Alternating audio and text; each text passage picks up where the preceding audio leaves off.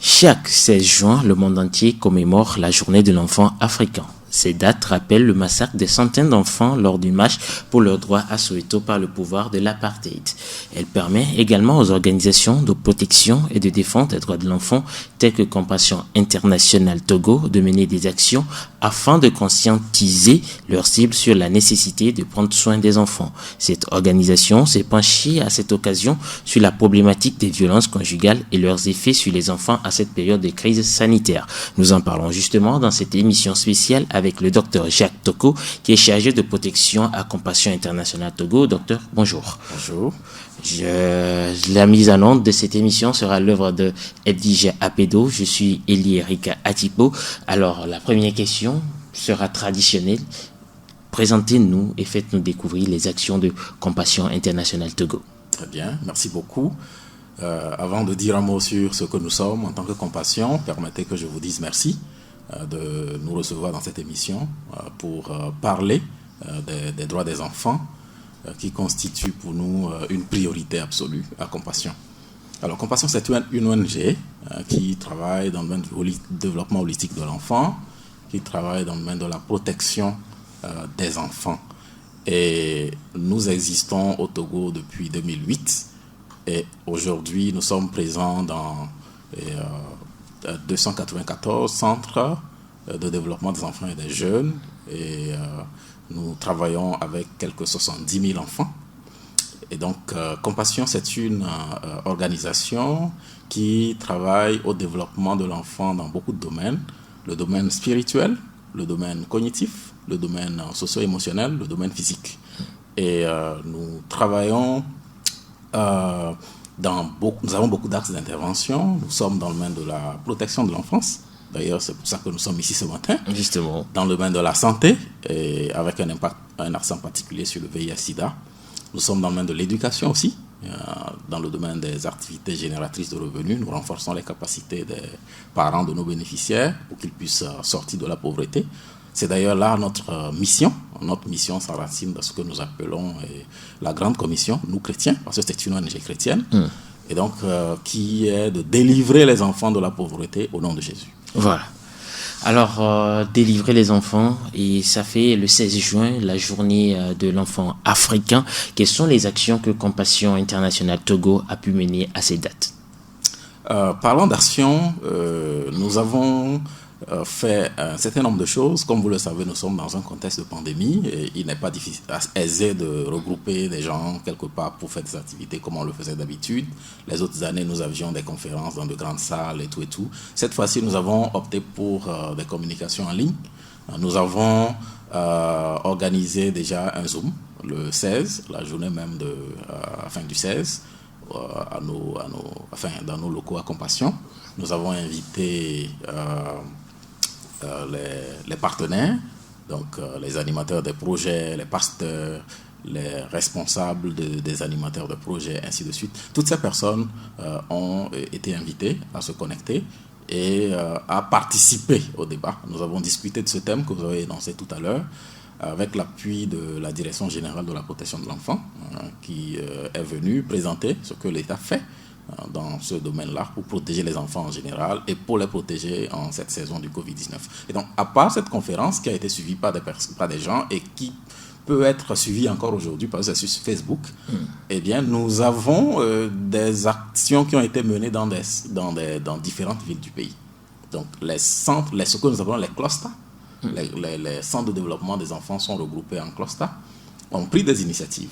Des initiatives pour faire des émissions radio, ainsi de suite, pour sensibiliser le public sur la thématique, pour les toucher dans la langue qu'ils comprennent le mieux. Et donc voilà autant d'actions que nous sommes en train de mener pour que cette journée, cette édition ait vraiment l'impact qu'elle est censée avoir. Alors justement, cette année, le thème général était lié à une justice adaptée aux enfants, mais vous avez plutôt penché sur le côté des violences, surtout en cette période de crise sanitaire. Pourquoi ne pas voilé dans le même sens que l'Organisation de l'Union africaine. Merci beaucoup. Nous ne sommes pas en train d'aller loin de ce que l'Organisation des États africains est en train de vouloir faire. Mais le contexte sanitaire a fait que nous avons voulu toucher un élément qui soit réellement le besoin proche du moment. Qui soit le besoin proche du moment. Nous sommes dans une situation de pandémie et nous avons pu remarquer sur les médias, on en parle, nous voyons qu'il y a de la violence entre les époux. Et ces violences-là ont un impact sur les enfants. Alors nous avons estimé qu'il serait bien qu'on en parle. C'est un besoin urgent. Nous souhaitons que les parents prennent conscience et qu'un effort soit fait pour que les enfants soient plus protégés. Et donc, nous avons souhaité aller dans ce sens juste à cause de l'actualité. Juste à cause de l'actualité, ce qui crée également les taux de violence un peu partout dans le monde. Et je rappelle que vous êtes sur le www.radio.jena.info dans une émission spéciale consacrée à la journée de l'enfant africain, célébrée le 16 juin de chaque année. Alors, qu'est-ce qui peut expliquer aujourd'hui, dans cet état de crise, les violences croissantes chez les enfants qu'on observe au Togo et de par le monde? À la vérité, la violence existait depuis. Sauf que la pandémie est venue exacerber cette violence. Et si je dois répondre en tenant compte du contexte actuel, je dirais que le Covid ou la Covid, je ne sais pas finalement comment il faut l'appeler. La Covid, selon les Français. Il semble que c'est d'abord selon les Canadiens. Alors donc, cette pandémie du moins a fait en sorte que le stress s'est accru dans les familles. Le stress s'est accru dans des familles et les parents qui ne vivaient pas ensemble avant ont commencé à vivre ensemble. Ils étaient obligés de vivre ensemble. Du matin jusqu'au soir. Pour certains hommes, leur maison jusque-là, c'était comme un hôtel. Ils sortent le matin et reviennent dormir. Mais avec le couvre-feu, ils étaient obligés de rentrer plus tôt. Cette situation a fait que, il y avait plus de tension. Quand je dis il y avait, je m'exprime peut-être mal. Il y a, parce que nous ne sommes pas encore sortis de l'auberge. Et donc, il y a plus de violence entre les époux, il y a plus de tension entre les époux. Et comme vous pouvez le savoir, quand papa et maman ne s'entendent pas, il y a des répercussions chez les enfants. Il y a des répercussions, il n'y a rien à faire. Et donc, la crise a engendré cette situation. Mais ça ne s'arrête pas là. Il y a des gens qui ont perdu leur emploi avec la pandémie. Ce qui ajoute encore au stress. Des gens ont perdu leur emploi. Donc, la vie a vraiment changé. Maintenant, si nous sortons du contexte du Covid, de façon générale, nous voyons que il y a quelque chose de violent dans l'éducation que nous donnons aux enfants en Afrique. Et ça semble quasiment normal. Les adultes d'aujourd'hui, quand on les entend parler, plusieurs disent fièrement, si on ne m'avait pas éduqué ainsi, je ne serais pas ce que je suis devenu. C'est comment positive la violence qui est faite aux enfants. C'est comme on donne l'impression que c'est le seul et le meilleur moyen d'éduquer les enfants. Et donc, avec ces éléments dans la culture, on ne peut que s'attendre à ça. Et au-delà des aspects culturels, il y a des aspects liés à la personnalité. Il y a des gens qui sont assez violents. Par nature. Oui. Je ne dirais pas par nature, mais de par la personnalité. Parce que la personnalité, ce n'est pas seulement la nature. Et donc, des éléments qui ont aussi été assimilés au cours du processus de développement, ainsi de suite. Donc, ces éléments-là font que les enfants ne sont pas forcément bien traités autour de nous. Il y a beaucoup plus de violence. Il y a aussi l'ignorance de l'enfant. Pour plusieurs adultes, ils ne savent pas très bien faire la différence entre ce qui est normal chez un enfant et ce qui ne l'est pas. Attendre par exemple d'un enfant de 3 ans, 4 ans, 5 ans, qui soit calme, qui reste tranquille dans son coin, c'est ne pas connaître du tout l'enfant. Parce que l'enfant de cet âge n'est pas fait pour rester tranquille. Il doit bouger. L'ignorance de l'enfant fait que, bien souvent, on attend de lui ce qu'il ne peut jamais faire à son âge. Et on le maltraite. Et donc, autant de facteurs qui font que les enfants ne sont pas vraiment traités comme il se doit dans beaucoup de familles, avec tendresse, avec amour. Et le contexte de la pandémie a accru cette situation. Alors, vous étiez en train de parler tout de suite des personnes qui sont violentes de par la société, de par leur nature. Comment cela s'explique? Il y a beaucoup de facteurs, beaucoup d'explications qui peuvent se donner. Parce que croiser Kodjo qui, par nature ou bien par environnement, il se lève, il tape comme ça parce qu'il est content de taper. Je parlais de la personnalité. La personnalité d'une personne qui fait que cette personne est plus disposée à manifester de la violence. Je prends un enfant qui a été éduqué dans la violence, qui n'a pas connu de l'amour, qui n'a pas connu le pardon, qui n'a pas connu la miséricorde. Alors, il intègre cela à son être. Tout ce qu'il a, il l'a mérité.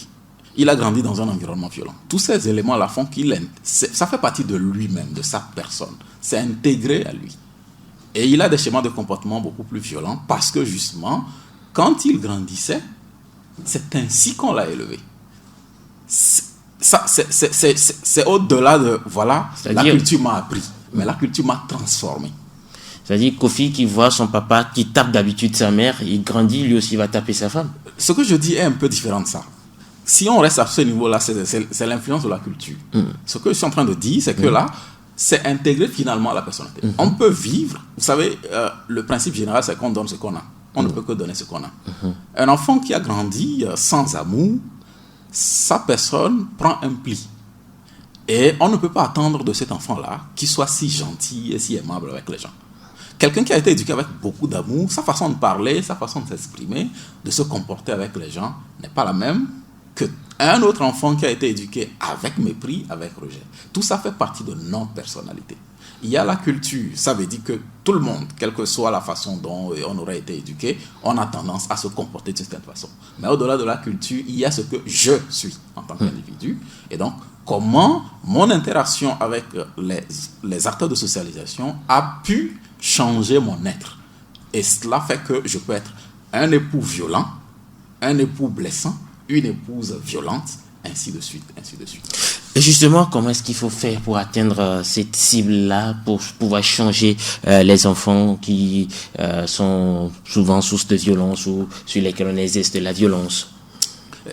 C'est à peu près ce que nous sommes en train de faire. Je crois que cette émission y participe déjà. Sensibiliser, communiquer, faire en sorte que les gens sachent qu'il y a une nouvelle façon de faire. Il est possible de faire les choses autrement. Les enfants ne comprennent pas que le langage de la violence. Il faut que notre conception de l'enfant change.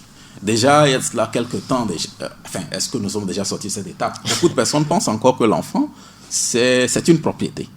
C'est moi qui t'ai mis au monde, je suis même libre de te tuer. Des gens se le disent. Tu m'appartiens. Librement. Oui, oui. Mais l'enfant n'est pas une propriété exclusive de quelqu'un. Et donc, il faut que nous changions la conception que nous avons de l'enfant, que nous comprenions que l'enfant a des droits. Et ces droits-là doivent être protégés, doivent être défendus, doivent être promus. Et donc, si nous changeons notre conception de l'enfant, c'est déjà un pas. Mais à côté de cette conception de l'enfant, il faut que nous essayons de voir que dans l'éducation, ce n'est pas en étant violent qu'on obtient ce qu'on veut. Nous, adultes aujourd'hui, nous sommes dans le même schéma de comportement. Bien souvent, quand nous voulons que quelqu'un s'améliore, nous passons notre temps à le critiquer. Nous aiguillons le négatif. C'est ce qui est le négatif que nous essayons toujours de zoomer. C'est pas bon, c'est mal fait, ainsi de suite. On ne sait pas encourager le positif. On ne sait pas dire ça c'est bien fait. Si tu peux encourager, si tu peux mieux faire. Si nous apprenons à motiver les enfants, si nous apprenons à leur dire ça c'est très bien fait, continue, eh bien nous allons nous rendre compte qu'ils vont plus changer. On change plus les gens en les encourageant, en les motivant, qu'en les critiquant en fait. Et donc, appliquer aux enfants, les enfants sont plus portés à changer quand on les complimente. Ah oui, ça c'est très bien fait. Tu peux faire ça encore la prochaine fois. Ainsi de suite. Tout être humain veut être apprécié. Tout être humain veut être forcément apprécié. Et quand un enfant sait qu'en posant tel acte, il est apprécié, il va vouloir le faire encore. Il y a en nous la désirabilité sociale. On ne peut pas l'enlever, à moins que nous devenions des psychopathes. Et donc, nous avons la possibilité de faire autrement. Certains pensent qu'il n'y a qu'une façon de faire. Il n'y a qu'une façon de faire, mais il y a plusieurs options. Je sais que dans un contexte de pauvreté, ce n'est pas trop simple d'exercer la discipline positive. Parce que pour bien exercer la discipline, parfois il faut retirer certains privilèges. J'ai dit privilèges, pas de droits. On ne retire pas les droits à un enfant. On peut le retirer des privilèges.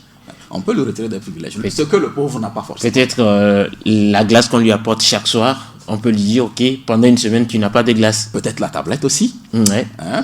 Pas des dessins animés aussi. Ainsi de suite. Ces petits trucs-là sont des choses qu'on peut éventuellement retirer à l'enfant pour qu'il puisse comprendre dans un contexte de discipline positive. Mais quand nous prenons une famille qui n'a pas de moyens, ces privilèges ne sont pas là. Du coup, quand on veut entre griffes, discipliner l'enfant, la discipline devient punition, forcément.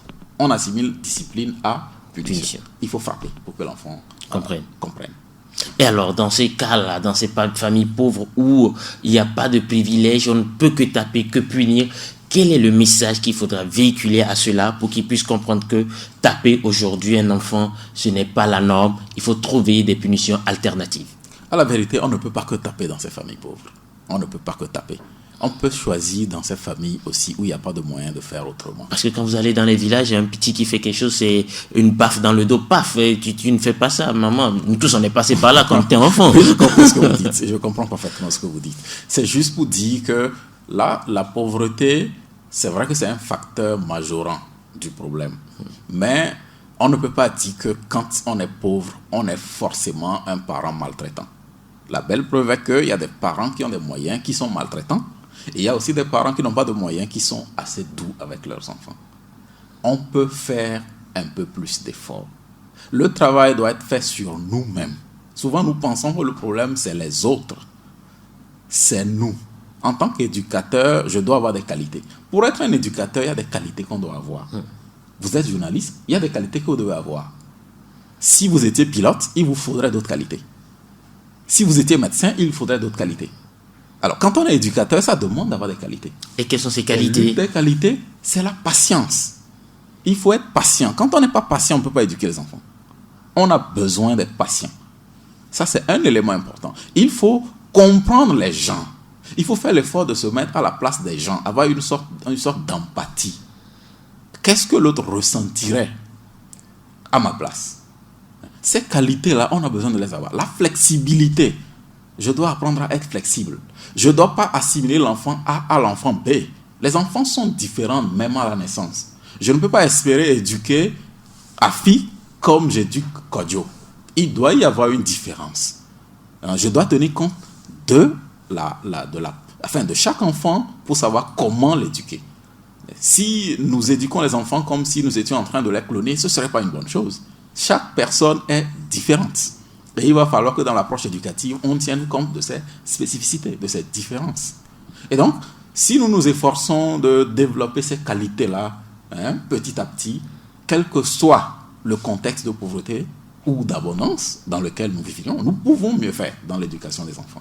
Alors, tout de suite, en début d'émission, vous disiez que Compassion Internationale, vous êtes là pour la mission du Christ, c'est-à-dire vous utilisez beaucoup plus les chrétiens pour véhiculer vos messages. On sait aujourd'hui que les lieux de culte sont fermés. Comment est-ce que vous pensez que ces messages de non-violence à l'égard des enfants puissent atteindre la majorité des chrétiens au Togo? À la vérité, la célébration de la journée de l'enfant africain, c'est un événement. Compassion n'attend pas le 16 juin pour faire ses activités. C'est notre vie de tous les jours. Nous avons des actions que nous menons de façon continue. Sauf que la célébration de la journée de l'enfant africain vient donner l'occasion de parler un peu plus à d'autres niveaux de cette problématique. Donc, déjà dans le contexte de la pandémie, ce que nous faisons, c'est de communiquer sur les réseaux sociaux, sur les radios, ainsi de suite. Nous avons pu organiser une conférence, ainsi de suite. C'est autant d'actions. Et quel que soit l'endroit où on est, on peut suivre ces choses-là. Bien sûr, je sais que certains ont des limitations et n'ont pas la possibilité d'accéder aux réseaux sociaux et tout. Ainsi. On comprend. Ça a toujours été ainsi. Mais la lutte continue. Les radios communautaires essayent de faire le peu qu'elles peuvent faire. Mais je disais que nous agissons dans ce domaine-là depuis. Les formations sont données aux acteurs. Chaque année, Compassion forme tous ces acteurs dans le domaine de la protection de l'enfant. Ça fait partie de nos standards. Tous les animateurs de projets, tous les volontaires sont formés. Le personnel de Compassion, tout le monde est formé sur les questions de protection de l'enfant. Et les parents eux-mêmes sont formés. Ils ont un curriculum, le curriculum des parents. Ils se réunissent périodiquement sur des questions de protection de l'enfance. Et en dehors des parents, les enfants eux-mêmes, ils ont un curriculum aussi. Ils sont formés. Tous ces acteurs sont formés pour que chacun joue sa partition. Et nous avons en dehors de cela des projets que nous menons et qui atteignent l'ensemble de la communauté. Nous avons touché des enseignants, nous avons touché des leaders communautaires. Beaucoup de personnes ont été touchées dans le cadre de cette lutte. Et donc, l'effort que nous déployons est un effort de tous les jours et nous espérons que petit à petit, les choses bougent, même si ça ne se voit pas de façon très visible. Alors, je vais toujours rester dans le cadre religieux, où vous exercez plus, où vous excellez peut-être. Alors, on sait que la Bible, quand je prends le livre des Proverbes, à un moment donné, conseille d'éduquer, même si je paraphrase, le bâton ne tue pas, c'est écrit dans la Bible. Mais comment est-ce que vous, qui êtes là, vous pouvez concilier cela avec les chrétiens? Parce qu'on connaît, excusez-moi, les chrétiens TTS, excusez-moi, très très spirituels, pour qui c'est la Bible ou rien. Si la Bible dit de taper, pourquoi vous venez leur dire de ne pas taper? Excellente question. Je suis aussi pour la Bible ou rien. Je suis aussi de ce bord-là. Mais on peut utiliser la même Bible pour montrer que le bâton n'est qu'une option. Ce n'est pas un must. Tu dois. La Bible n'a dit nulle part vous devez. On peut dire que la Bible a donné une permission. La Bible n'a pas contraint les parents à taper. Ce n'est qu'une option. En d'autres termes, si en tant qu'éducateur, je réussis à éduquer mes enfants, à les discipliner sans le bâton, Dieu ne dira pas tu as réussi, mais je suis désolé que tu ne les as pas frappés. Non. Et donc, le bâton, ce n'est qu'une option. On ne peut pas le nier en lisant la parole de Dieu que c'est une option, que ça a été dit. Mais ce n'est pas une contrainte, ce n'est pas un 11e commandement. Vous frapperez vos enfants quand vous les éduquez. Pas du tout. Et donc, personne ne pêche en ne tapant pas ses enfants quand il les discipline. Personne ne pêche. Et donc, ce n'est qu'une option qui existe. Et même là, parfois, on vous voit les chrétiens dire souvent enfants, obéissez à vos parents, mais on va par au-delà pour dire parents, n'irritez pas vos enfants. Oui, justement. Vous connaissez bien la parole de Dieu, j'en suis heureux. Il faut dire que la Bible a dit les deux. Tout le monde a son devoir ou ses devoirs. Les parents ont les leurs, les enfants ont les leurs. Et donc, n'irritons pas les enfants. Ça veut dire que la même Bible dit, d'accord, vous pouvez, c'est une option, mais n'irritez pas vos enfants. N'irritez pas. Et comment est-ce qu'on n'irrite pas? La Bible, quel livre au monde plus que la Bible parle de l'amour? Quel livre au monde plus que la Bible parle de la miséricorde, parle de la douceur, de la tendresse? Quel livre au monde plus que la Bible parle de ces éléments-là? On ne peut pas se contenir sur un élément et dire, la Bible a dit, il faut frapper. Mais Dieu que nous connaissons à travers la Bible n'est pas comment l'appelle-t-on, un Dieu violent qui dit tapez les enfants comme vous voulez. Pas du tout. Il dit plutôt ouvre la bouche pour le mieux. Défends la cause du plus faible. Nous sommes là pour défendre la cause de ces êtres-là qui sont comme des sans-voix. Alors, Compassion a élaboré un document ou un guide cette année pour lutter contre la violence chez les enfants en cette période de Covid-19. Nous avons élaboré un document pour aider les églises à protéger les enfants contre la pandémie. Et nous avons donné des ressources sur comment on peut se prendre au cours de la période de la pandémie. Ces ressources-là, il y en a qui sont en français, il y en a qui sont en anglais. Bon, nous n'avons pas eu le temps de traduire toutes ces ressources-là de l'anglais en français. Comme vous le savez, nous sommes dans un contexte francophone et Compassion, son siège, c'est aux États-Unis. Et donc, nous avons fait des efforts pour que les églises aient accès aux informations qu'il leur faut, telles qu'elles sont diffusées sur nos petits écrans, et ainsi de suite, pour sensibiliser les parents, pour sensibiliser les enfants sur les gestes barrières, comment il faut se prendre. Nous l'avons fait. Nous l'avons fait pour protéger les enfants. Il y a un document qui a été élaboré, qui a été soumis à nos partenaires. Mais à côté de cela, il y a des ressources que nous avons partagées aux points focaux de la protection de l'enfance pour qu'ils sachent comment appuyer les parents dans le domaine de la protection de l'enfance. Vous êtes sur le www.radio.jena.info, une émission spéciale autour de la journée de l'enfant africain avec Compassion Internationale Togo. Aujourd'hui, nous allons parler de la reprise des cours chez les élèves des classes des aînés. Dites-nous, quelle est la stratégie que Compassion met en place pour protéger au mieux ses enfants aujourd'hui? Nous rendons grâce à Dieu que l'école ait pu reprendre et nous saluons l'effort des gouvernants qui veulent que l'année puisse vraiment se terminer dans de bonnes conditions. Et Compassion a pu s'efforcer d'offrir des kits d'hygiène à plusieurs de ses bénéficiaires dans le contexte de cette pandémie. Et nous croyons que c'est déjà un plus. Et l'État aussi a mis des kits à la disposition des élèves et des enseignants. C'est déjà aussi un élément. Alors, est-ce qu'il y a des dispositions toutes particulières pour protéger les enfants dans les écoles en cette période de pandémie? Nous n'avons pas une action toute spécifique avec la reprise qui a eu lieu, mais nos actions de tous les jours, ça vaut. Nous avons des mécanismes de riposte qui sont là toujours et qui fonctionnent. Et nous avons nos actions de prévention, c'est ce que nous sommes en train de faire quand nous sensibilisons, qui continuent de fonctionner. En contexte de crise ou hors contexte de crise, ces mécanismes-là continuent de fonctionner. Et puis, dites-nous, quel est ce mot que vous voudrez passer à l'endroit des parents pour une meilleure protection des enfants, pas seulement en temps de crise sanitaire ou en temps normal, qu'est-ce qu'il faudrait faire pour protéger les enfants?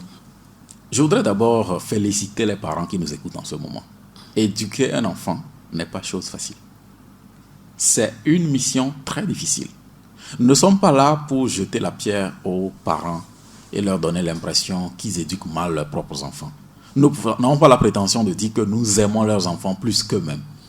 Ils font des efforts. Ils font face à des stress terribles, mais ils font tout pour donner le minimum à leurs enfants. Parfois, ils se disent, ils ont de bonnes intentions, ils veulent que les enfants réussissent. Et là, je vais dire un mot par rapport aux intentions. Quand on est un bon éducateur, on ne doit pas regarder qu'à ses intentions. L'intention peut être bonne, mais la démarche peut être mauvaise.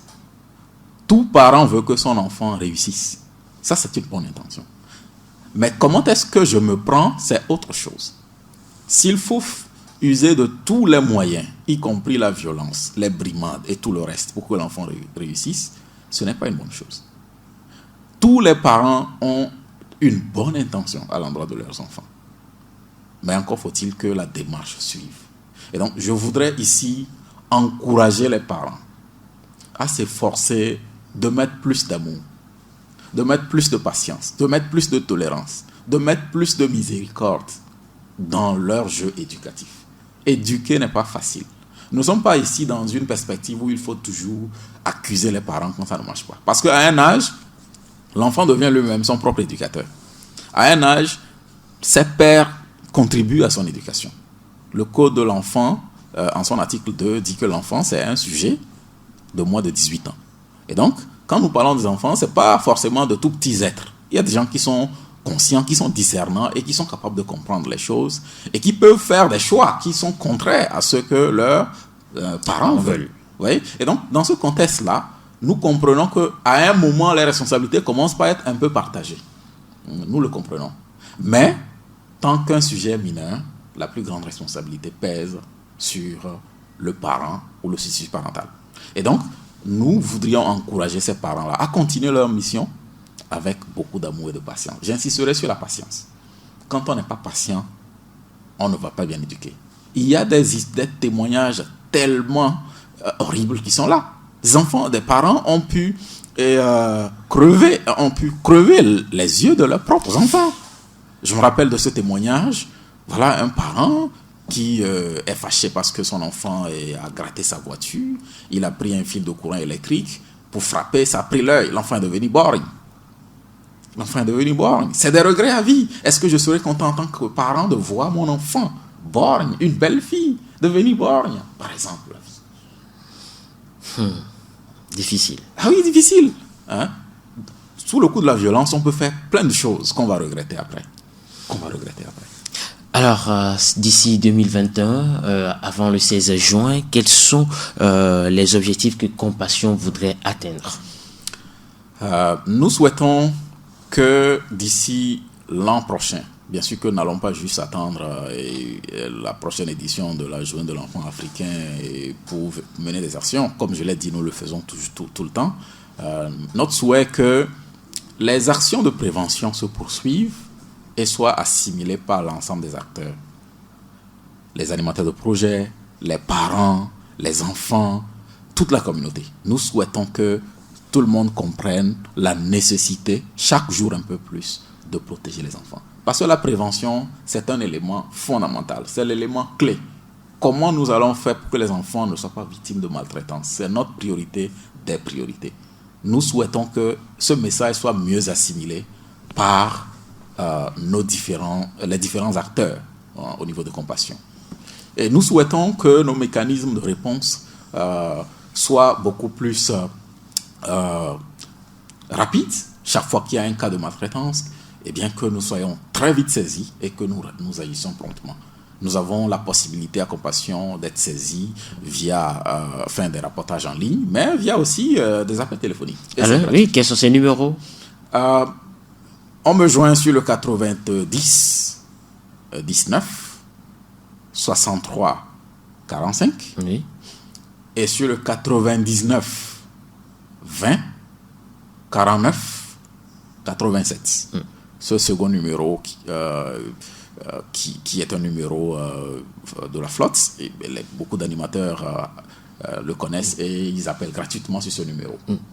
Alors, quelles sont les projections que vous avez après la crise sanitaire, par exemple? En sortant de cette crise, que vous imaginez quoi? Tout le monde s'accorde à dire que le monde va changer et nous croyons que nous espérons qu'il va changer pour le mieux et non pour le pire. Nous croyons qu'au sortir de cette crise, nous allons faire plus d'efforts pour aller vers la numérisation des choses. Nous allons encourager plus les gens à utiliser les outils de notre temps pour s'informer. Vous avez vu qu'en ce temps de pandémie, certaines personnes ont été comme coupées du monde parce que n'étant pas capables de se connecter ou bien ne connaissant pas l'outil informatique, ainsi de suite. Et donc, cet effort va se poursuivre pour que, si jamais ce n'est pas un souhait, une situation du genre devait se produire, qu'on puisse mieux répondre. Nous allons faire de l'effort dans ce sens pour que, si jamais une telle situation devait se reproduire, que nous ayons la possibilité de former nos acteurs, de continuer à faire ce travail-là, sans que ce soit un souci majeur pour nous. Merci, Dr Chiak Toko, chargé de protection de Compassion Internationale Togo, d'avoir accepté notre invitation. C'est moi qui vous remercie. C'était l'émission spéciale autour de la journée de l'enfant africain, célébrée chaque 16 juin de l'année. Et nous étions avec Compassion Internationale Togo, qui luttait contre les violences faites aux enfants en période de crise sanitaire, comme c'est le cas de la COVID-19. Aujourd'hui, Edwige Apé doit remplacer Rémi Humpati. Je suis Elie Atipo. Je vous donne rendez-vous toujours pour les prochaines émissions, toutefois sur le www.radio.jena.info. D'ici là, portez-vous bien. Ciao, ciao.